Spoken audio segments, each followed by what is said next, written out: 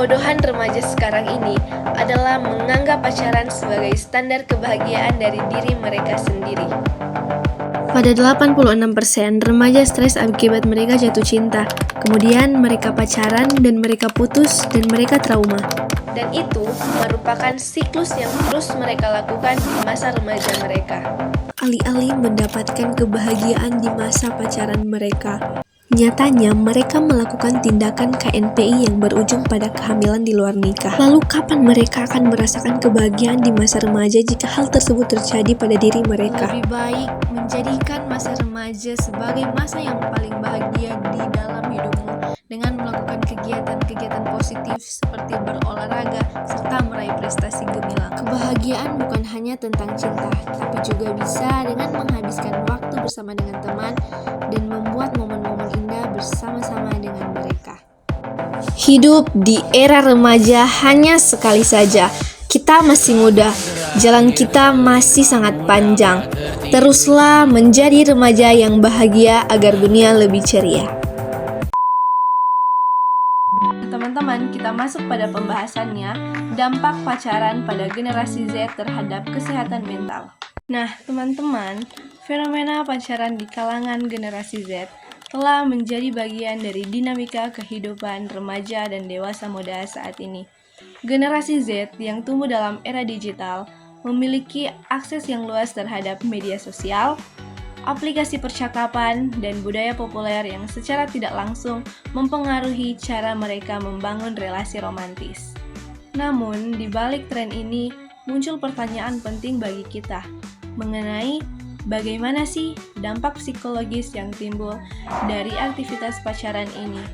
Banyak remaja yang terlibat dalam hubungan pacaran melaporkan pengalaman emosional mereka, seperti kecemasan berlebihan, perasaan tidak aman, dan gejala depresi ketika hubungan tidak berjalan sesuai dengan harapan. Selanjutnya, kita akan bahas mengenai dampak negatif pacaran pada Gen Z, yaitu yang pertama, gangguan emosi dan psikis. Pacaran, terutama di usia remaja dan dewasa awal, seringkali menjadi pengalaman emosional yang intens. Di satu sisi, hubungan yang ini bisa memberikan rasa senang, perhatian, dan pengalaman afeksi. Namun, di sisi lain, jika dijalani tanpa batas yang sehat atau dilandasi oleh ketergantungan emosional yang berlebihan, pacaran justru bisa menimbulkan berbagai gangguan secara emosional dan psikis. Dampak yang pertama, terganggu konsentrasi pikiran. Pacaran yang tidak sehat atau terlalu menyita waktu bisa mengganggu fokus seseorang, terutama dalam kegiatan akademik atau pekerjaan. Yang kedua, risiko depresi.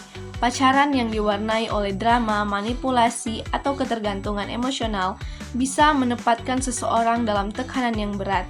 Ketika seseorang merasa tidak cukup dihargai, dihianati, atau mengalami pertengkaran terus-menerus, kondisi itu bisa memicu gejala-gejala depresi seperti kehilangan semangat hidup, menarik diri dari lingkungan, hingga gangguan tidur dan pola makan. Selanjutnya, kehilangan motivasi belajar.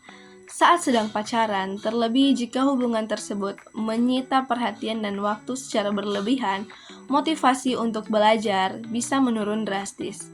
Banyak Gen Z yang awalnya semangat mengejar prestasi, namun mulai kehilangan fokus ketika pikirannya lebih banyak diisi oleh urusan pasangan, seperti rasa kangen, cemburu, atau pertengkaran. Energi mental yang emosional yang seharusnya digunakan untuk meraih tujuan akademik malah habis untuk menjaga kestabilan hubungan. Nah, teman-teman, sekian video dari saya dan penjelasan dari saya mengenai dampak pacaran pada generasi Z terhadap kesehatan mental. Pesan dari saya untuk teman-teman, kita boleh pacaran, tapi kita harus tahu bagaimana kita mengatur cara kita untuk pacaran dan cara kita untuk belajar. Terima kasih.